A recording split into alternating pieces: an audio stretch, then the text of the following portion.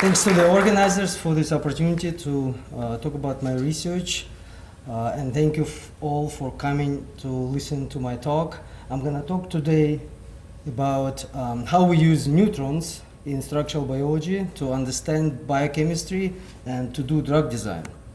So here's my talk outline. We'll talk about neutron properties, how they're made, why we want to use neutrons in biological sciences, and then I will showcase two of my projects.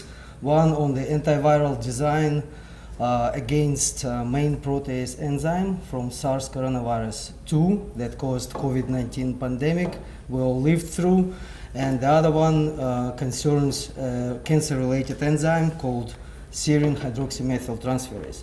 And this picture is of one of our instruments to do protein crystallography. This gives you a scale of what equipment we need to do such studies. The sphere of detectors is about 10 feet wide and about 15 feet high, so it's pretty huge. And the protein crystals go inside it for studies. So what is a neutron? So many of you should know that neutrons are usually confined to the atomic nuclei, where the number of neutrons determines for each particular element what isotope it is. But for us, we need to use a lot of neutrons, get them into beams, and send them to proteins, to protein crystals to do our studies. There are two ways to produce neutrons to get high intensity beams.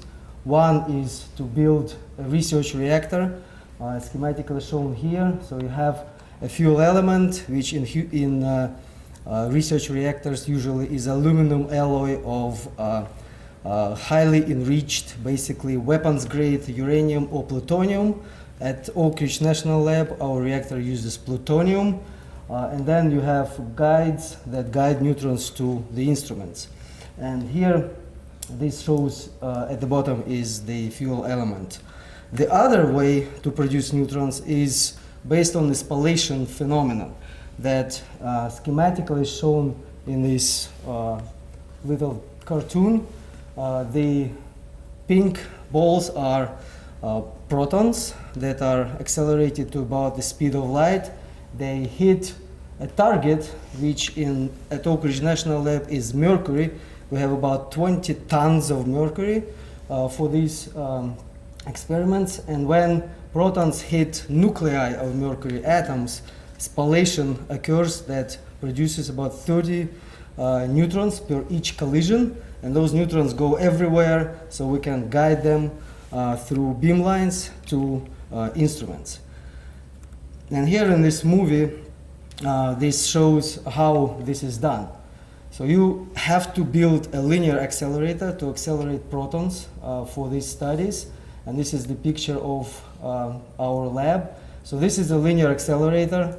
It has production of hydrogen anions at the beginning because they are easier to accelerate. Hydrogen anions have 2 electrons instead of 1.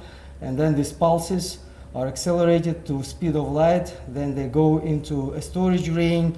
They get accumulated, stripped off electrons, and then protons go here and hit the mercury target.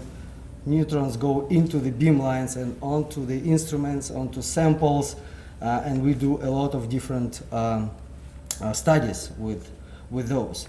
So why do we want to use neutrons with these instruments to study biochemistry? This diagram shows how neutrons and X-rays in comparison interact with matter and with specific elements. The spheres represent how much scattering occurs, how much powerful the scattering happens from a particular atom, like hydrogen or deuterium, the heavy isotope of hydrogen, do not really scatter X-rays much, as you can see. And then you go to bigger atoms like cesium, a big alkaline metal, it scatters X-rays really well. If you look at neutrons, there is no particular pattern of how well atoms scatter neutrons, and that's because neutrons scatter differently than X-rays. And what you can see is that hydrogen and deuterium, for example, scatter as well as other atoms. For example, carbon, oxygen, sulfur, that are part of our proteins, DNA, cells, and all our organisms. The reason for this is because X-rays, as shown here, are scattered off of electron clouds. So the more electrons are in the atom, the better is scattering. While neutrons scatter off nuclei, nuclei are really small, so the fundamentally scattering nature is completely different, different physical properties. So they scatter off of nuclei, and there is no pattern in the power of scattering. What we get is basically two different pictures made with X-rays and neutrons. And you know X-rays, you all did X-rays at the doctor's office. You get a particular picture with X-rays of a thing. You have a completely different picture with neutrons. So the level of details and what details you see are very different, and that helps us to study proteins. So now, why do we care about hydrogen? And this quote is really interesting, talking about how a lot of scientists don't really care about hydrogen atoms in proteins, but we should, because most of biochemical and biophysical property processes, they rely on chemistry. So chemistry is paramount in biology, in biochemistry, in how cells work, in how pathogens infect us, how we create drugs, how we deal with diseases, and many of the chemical reactions that happen inside cells or in bacteria or in viruses, they rely on moving hydrogen, either hydrogen, hydrogen ion, hydrogen anion, so that the correct chemistry happens in the proteins. That's why to study biochemistry at real atomic level, we need to see where the hydrogens are in protein structures, in protein molecules. And our method of choice is called protein crystallography, schematically shown here based on diffraction. So in diffraction, you have a crystal in an instrument, it's hit with a beam, be it X-rays or neutrons. Diffraction happens because molecules are ordered in the crystals. You get spots on the detector, which are called reflections. You collect those, and then computer programs process to give you atomic coordinates. Then you build models, and you can build a protein structure, for example. So when we look at X-ray structures, they give us skeletons of heavier atoms. All of the atoms except hydrogen. And this is a picture of a protein, and below is the chemical structure of a drug. If you know what it is, then you really are into drug design. But we will see it later. With neutrons, we get positions of all the hydrogens. See how more complicated the structure becomes. It's decorated with about as many atoms as you saw before hydrogens were added. And the same goes for a drug molecule. So a lot of information usually is hidden or invisible if we use just X-rays. So then with X-rays, we can answer, by getting X-ray structures, we can answer specific questions about the protein, but when we're looking at the protein structures with neutrons, we actually can create complete pictures of how proteins work. And it's very important to understand what's happening in the cells, how we can design better drugs, how we deal with diseases, and so on. So here, let's go into what we really see in detail, what we like to see in protein structures. This is the chemical diagram of a histidine amino acid. As you can see, there are three states of it. Two of them differ by where the hydrogen is. It's either on this nitrogen or that nitrogen. In both cases, this amino acid is neutral. There's no electrical charge on it. If you put hydrogens on both, you make this amino acid protonated, positively charged. So in a protein environment, you create a charge, which makes it different than without the charge. And when we look at what we see in the structures, here on the left-hand side, this mesh is called an electron density map. This is what you get from an X-ray data collected. You can see that you just pretty much see that this is a histidine, and that's about it. But with neutrons, in the neutron structure, the so-called neutron density map or nuclear density map, you can distinguish between this histidine, which is like this, and the protonated histidine, which is like this, which is positively charged. And why I'm showing you histidines is because in these two projects, histidines are paramountly important and do a lot of things in these two enzymes I'm going to talk about. So let's go to the project. You know, our human race is not new to pandemics. We've lived through many of them, some more devastating than the others. We just lived through COVID-19, which was pretty bad, but not as bad as previously. Two things that I think this pandemic taught us. One is that a new pandemic is coming. It's probably going to happen in our lifetimes. And the second lesson that we learned is that we shouldn't stop research into past pandemic just because it ended. Because we did that with SARS-1, and these numbers could be lower if we didn't stop research at the time. So what protein are we interested in from the SARS coronavirus 2 that caused COVID-19 pandemic? And it's called main protease enzyme. It comes in at the beginning of the life cycle of this virus. Here in this movie, you see how the viral particle is going to fuse with a human cell through the spike proteins. When it does it, the two membranes fuse together and the viral particle disappears basically. You don't have it anymore. What you have is inside, this is the genome of the virus that goes into the cell. It's built as a messenger RNA. So what it does, it actually hijacks the protein production in the cells. Those little green blobs are ribosomes, which are the protein synthesis factories in our cells. They go through this viral RNA molecule and they synthesize viral proteins.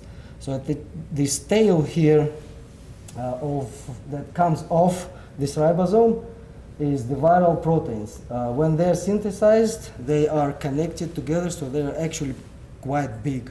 Up to 16 proteins connected together, and they have to be cleaved into individual proteins in order for the replication cycle to continue. And one of the enzymes that does it is the main protease enzyme of this virus.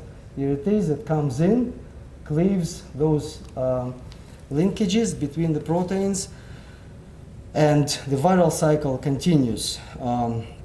As it turns out, we can inhibit this enzyme with small molecules that are called antiviral drugs and completely stop the function of this enzyme. In this nice cartoon, we show how big polyproteins come in, they get chopped up, and then a small molecule comes into this active site cavity of this molecule, and it's inhibited.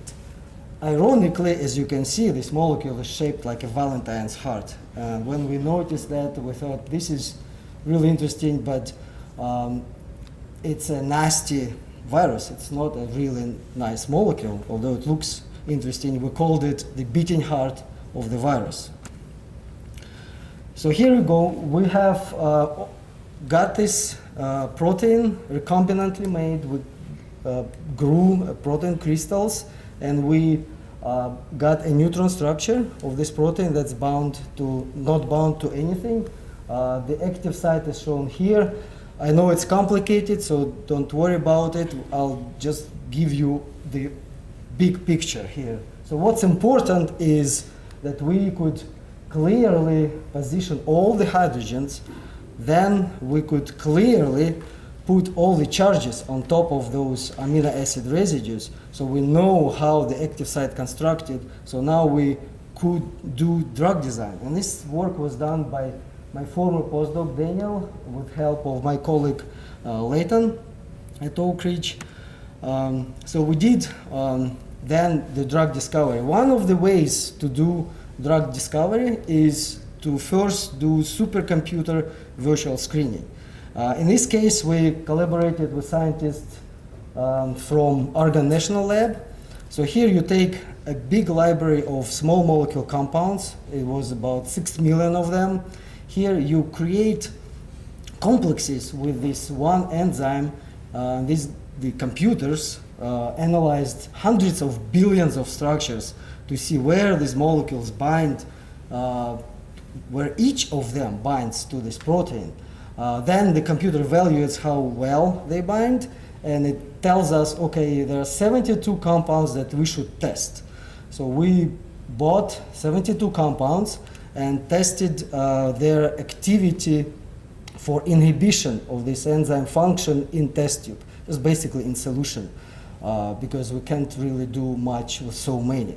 And then it turns out that one of them was really active and a good inhibitor, a drug-like molecule that is shown here. This is the chemical structure.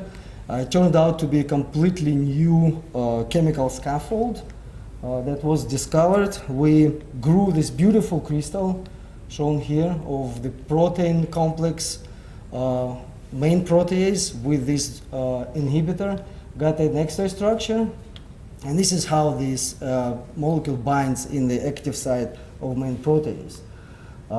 You can see that it has some interactions with the protein, but with X-rays, again, hydrogens are invisible, so we have no idea what happened between the structure that I showed before with nothing bound to this structure. So we grew another crystal, which is shown here, and got a neutron structure. This shows the small molecule bound to the main protease, and we obviously were able to position all the hydrogens. The hydrogen positions changed, which is quite interesting and was not predicted previously. And also we found that this molecule is also positively charged. And in drug design, it's very complicated. So a good analogy is if you take your TV remote, you have a slot for a battery, and you have to put the battery that's right size and in the right direction, plus to plus, minus to minus. Imagine that now your TV remote has a really weird shape. That does not take a cylindrical battery. So in order to really find the battery out of perhaps billions of them, you have to find a really weird shaped battery that's the right shape plus the right charges at different parts of it. And that's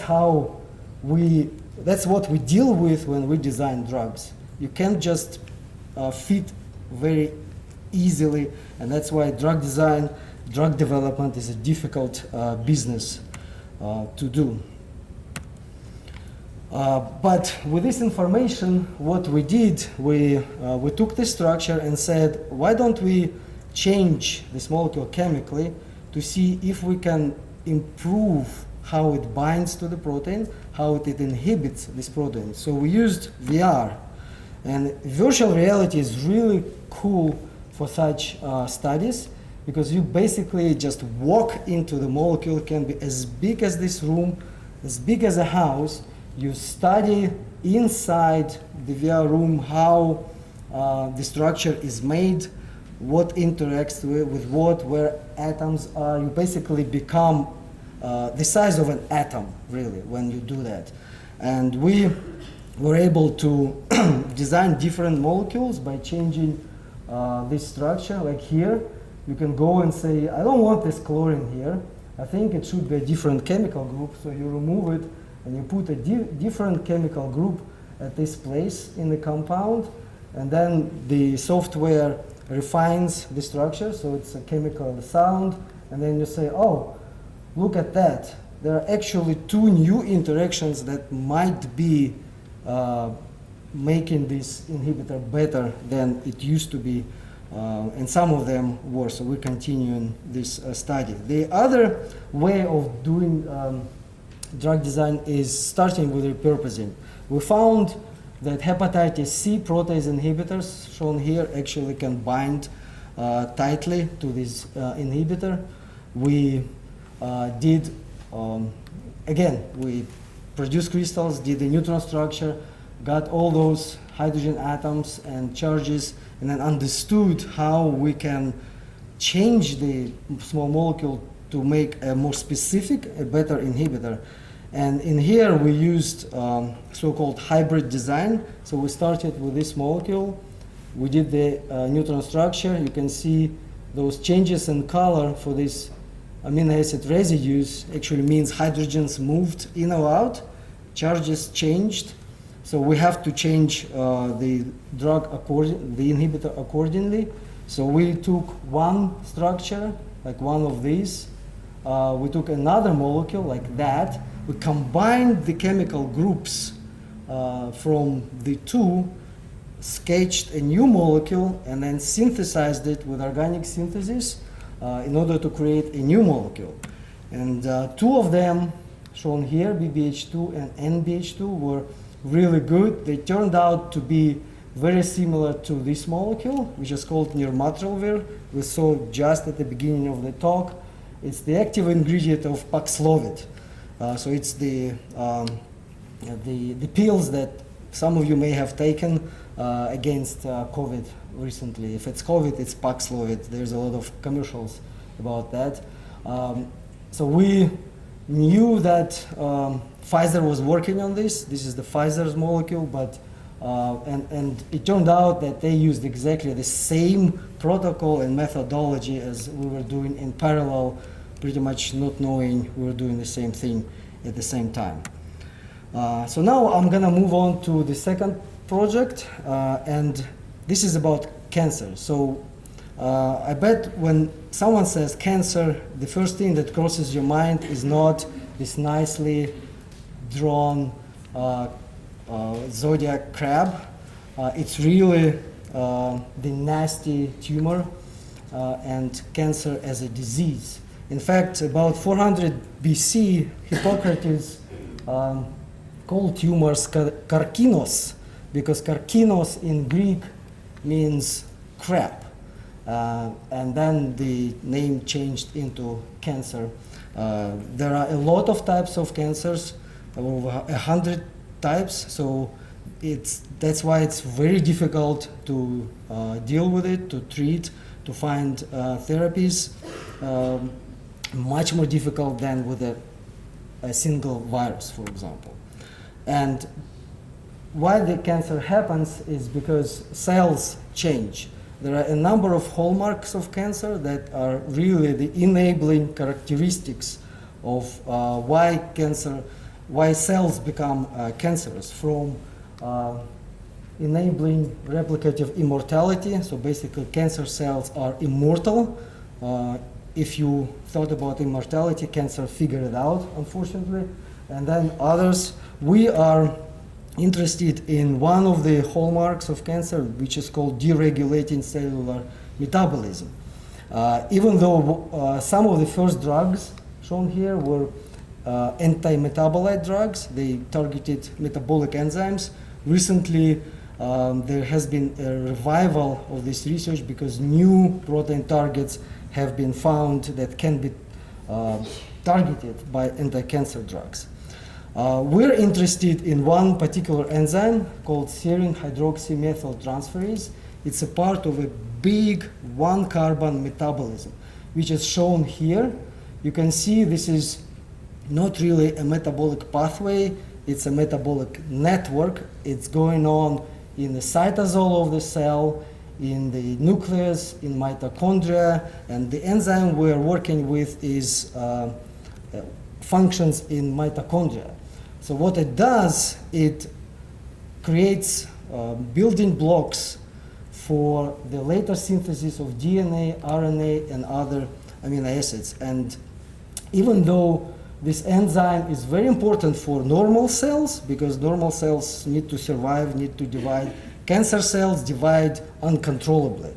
They want a lot of DNA and RNA made, so they hijack this metabolic pathway and make this enzyme work over time. The uniqueness of this enzyme, it uses two vitamins for its function, vitamin B6 and vitamin B9. And it's been found that it's a marker for aggressive cancer. So when there's a lot of enzyme produced by cancerous cells, it means cancer has become aggressive and it's metastasizing. It's really bad news.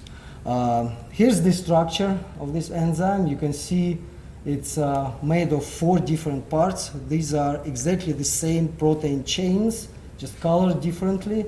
And each of them has an active site where chemistry happens. And we're going to look into one of those active sites shown here.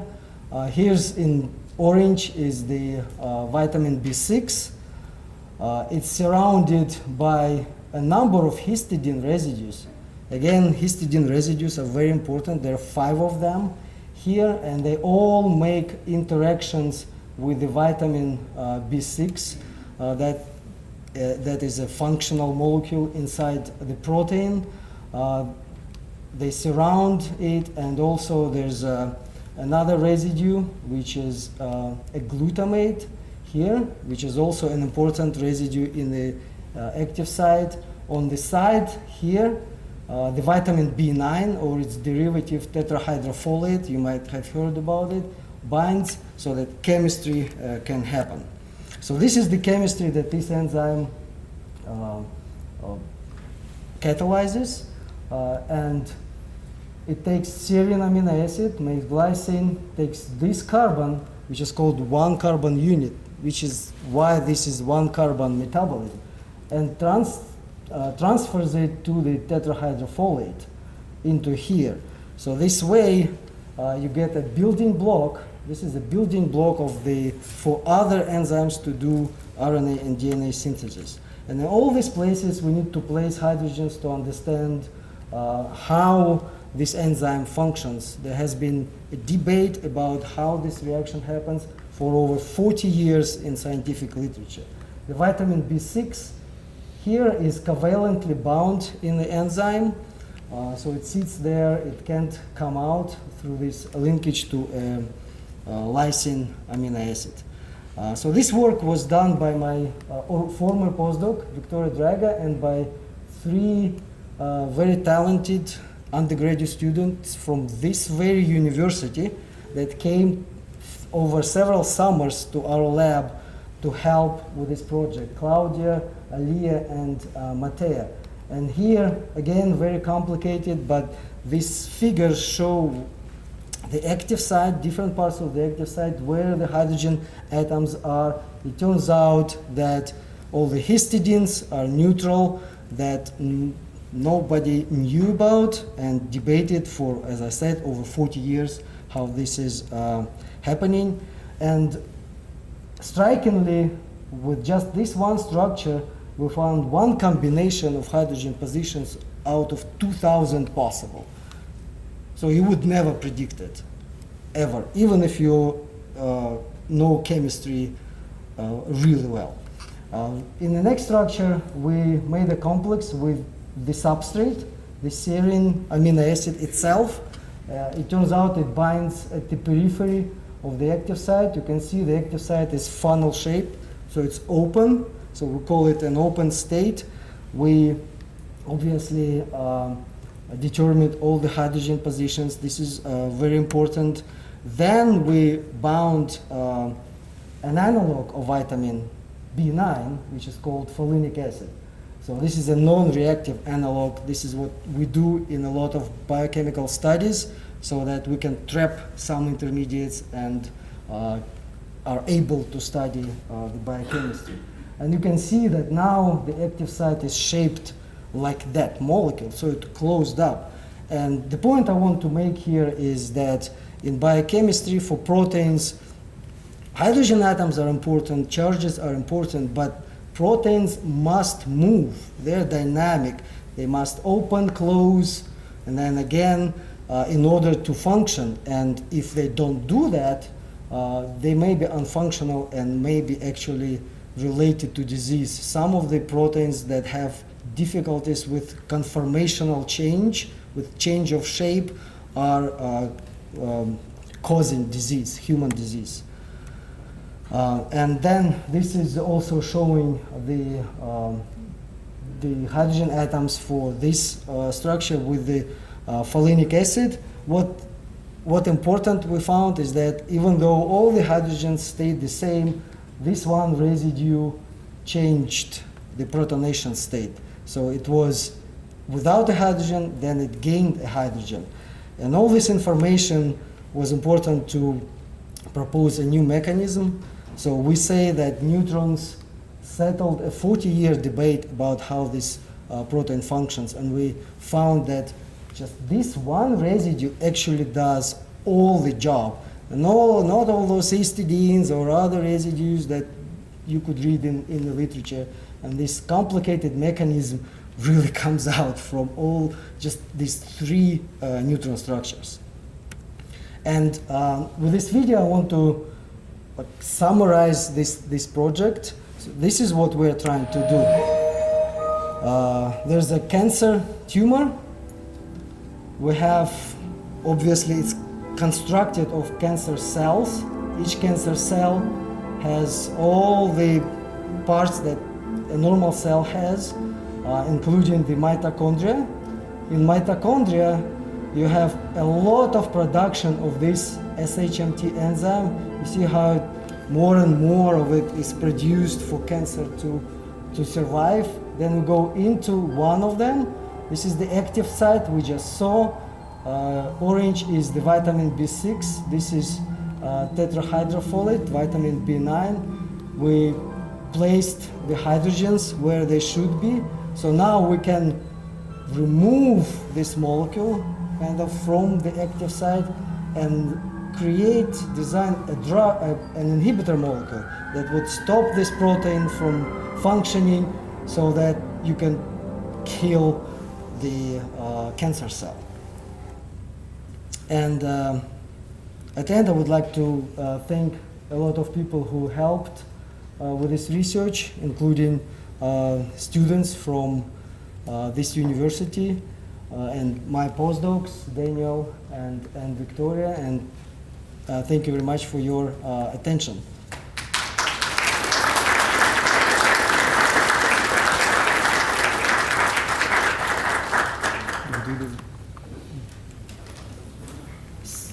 Before? Okay. So one last thing.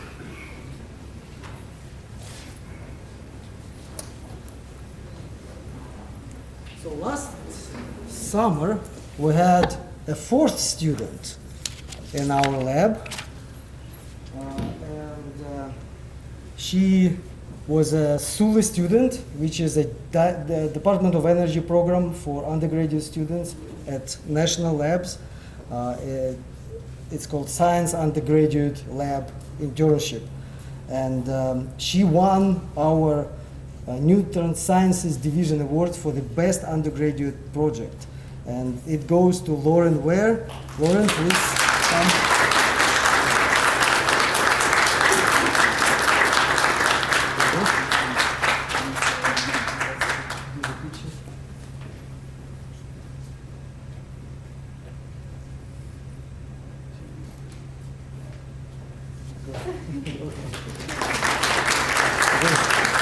And I'll be happy to answer any questions.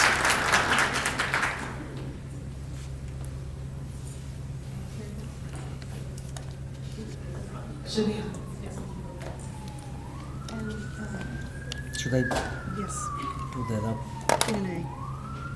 Would you like a seat? No, it's okay. Okay. Okay, guys, floor is open for questions. Do we have any questions?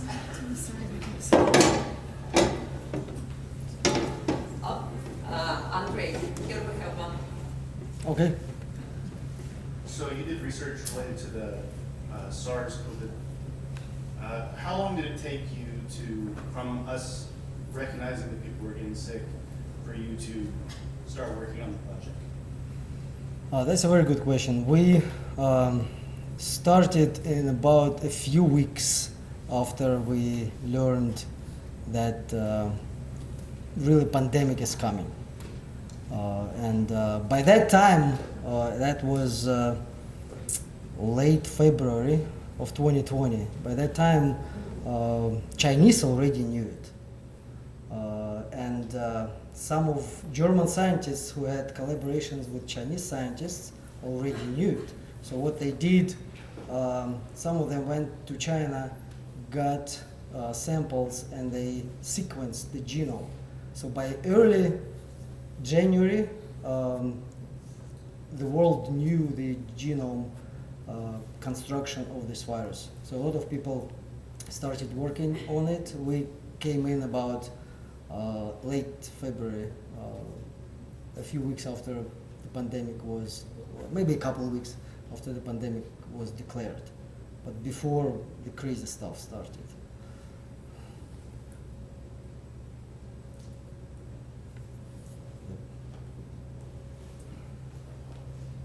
How close to being published are you? So for all the slides that you saw, this is published work.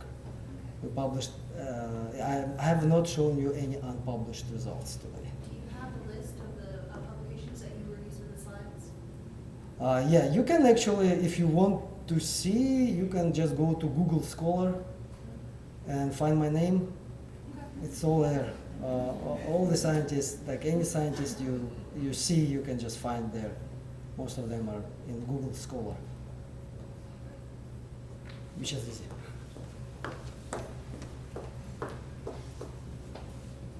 You said the research that wasn't done for the last SARS virus affected the deaths, and if there was more research done, there wouldn't be as much deaths. So the research you've done now for the COVID virus you did in 2020, you said you started. Mm-hmm. How do you think that will affect the new coming virus, whatever that is? I think my point was really that we shouldn't stop the research. We started and we should keep going, learning about it. Right now we're learning about drug resistance. That's what Lauren actually did last summer. And we obviously don't know what virus can be next. It can be influenza, which is a bit different. But it could be some of the coronaviruses as well. And if there's research done, then you could have medicines much faster than we did. Remember I talked about hepatitis C drugs? We were really surprised, to say the least, that nobody knew about this for 20 years. Sometimes it happens in science, and you kind of scratch your head, it's like, this doesn't seem like a very brilliant idea. Why haven't anyone thought of it in 20 years? And they didn't, because nobody was doing the research. And if they did that, Paxlovid would be there before all of the deaths happened. We wouldn't have 7 million deaths, 1 million in the US. We would have much fewer.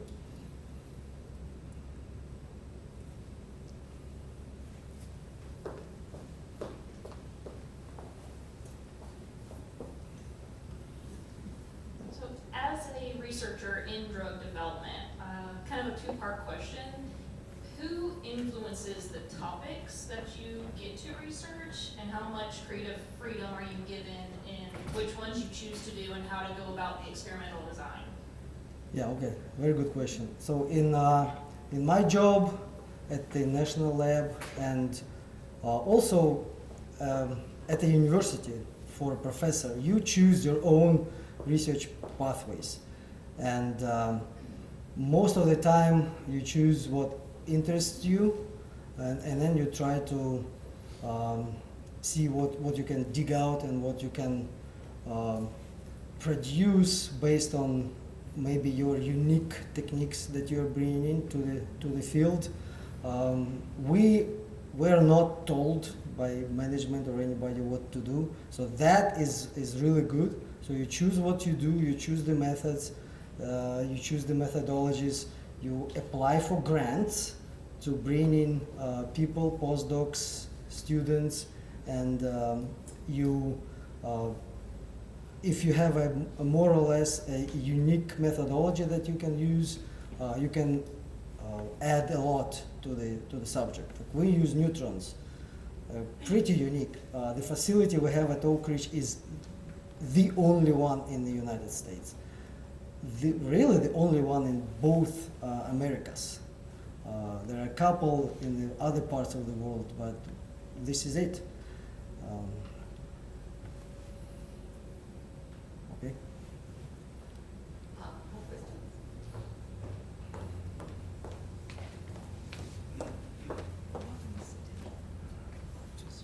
Can you share a bit more information about entry points for undergraduates to engage in research at our national laboratories? Yes. So one program is SULI from the Department of Energy, the Science Undergraduate Lab Internship. That happens every year. In summer, you can apply for it, and then usually it's best to talk to a scientist at a particular lab and say you're interested in that specific research. It's best if you find what that researcher does, and if it interests you, and you write to them, you can get in. There are other research programs. Mostly they are funded by the researcher himself or herself. So they're a little different, but they also exist. There are a few at the Oak Ridge National Lab website has a specific page for a lot of student internships, be it graduate or undergraduate. What the student needs to do is really figure out what they want, to see what who there are as in the lab, what researchers are, what they do, and if it interests them, they should write to them directly. If you just apply to a program and your application just goes into this black hole, you never know what. It's almost impossible to get it. But the connections help a lot.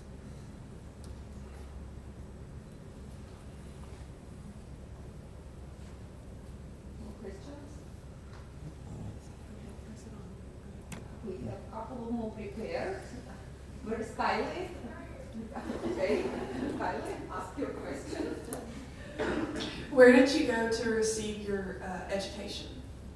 Right, so I got my PhD at State University of New York at Buffalo, New York. Before that, I got a master's degree in Kharkiv State University in Ukraine, and I also worked a little bit in Moscow as a PhD student, and I moved from organic synthesis to inorganic synthesis to small molecule crystallography to protein crystallography to biochemistry, and here I am doing a lot of biochemistry and drug design.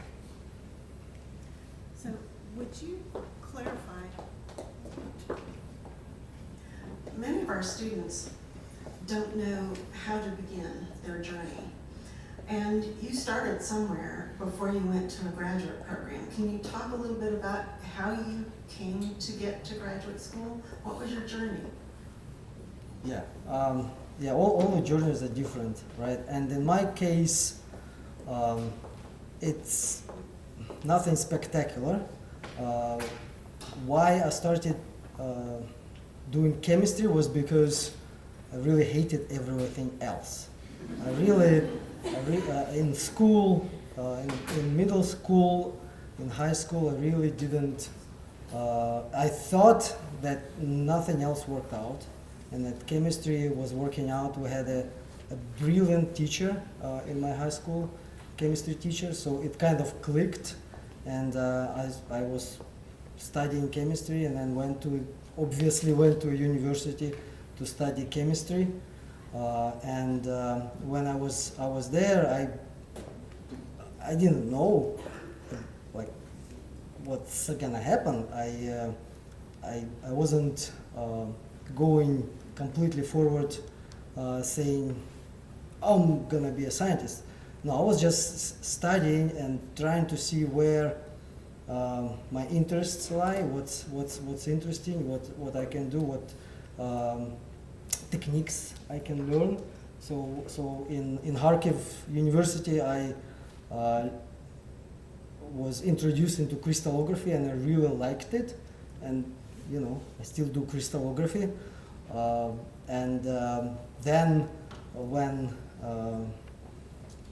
things were happening, really one of the reasons was we as men didn't want to go to the army, to serve in the army back in the 90s. And one of the ways was to go to a graduate school, and because I liked chemistry and it actually worked, I went to graduate school and then moved to the US. When I was finishing a PhD in Buffalo, I thought that I really want to do biochemistry and protein crystallography, and I thought that because all biochemistry is basically organic, organometallic, inorganic chemistry that I knew, so I got a postdoc in biochemistry and protein crystallography, and really taught myself biochemistry. Never took one class in my life in biochemistry or biology in school. So you can go through really strange pathways, and if you think you can follow what you like, you can end up where you want in the end.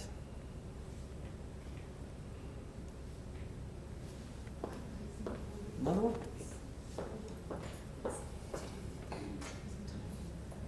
Let's do one more question and Oh, Try it. one more question. Lisa, Regis, where are you? So I would expect that in the research career, there's a lot more failures than success. So my question is, would you say that you still find this field like a rewarding career? Yes, it's very rewarding because your success really overshadows all the failures. And when you do things, you probably fail 4 times of 5 or 8 times of the 10 easily. What I do, what's cool about it is that I come up with ideas myself. Nobody tells me what to do, and I just follow my ideas. I know that some of them will not work out, and many of them do not work out, but what works out in the end gets published, and publishing is very important because I take a publication in my paper really as a huge pride. Like, this is what you did. Nobody would know you did it unless you published, and nobody cares really if you did something in the lab unless you published. And when you publish it, it really overwhelms everything that didn't work out, that you would never see anywhere. And it's very rewarding. So you can you just have to be you have to show initiative. I actually like when postdocs and students come and they show initiative. There's ideas. I don't care what they are. These are ideas. I know, don't even try to overthink it and try to find, oh, I need this most brilliant idea. No, just try everything that comes up to mind. Something will work out for sure.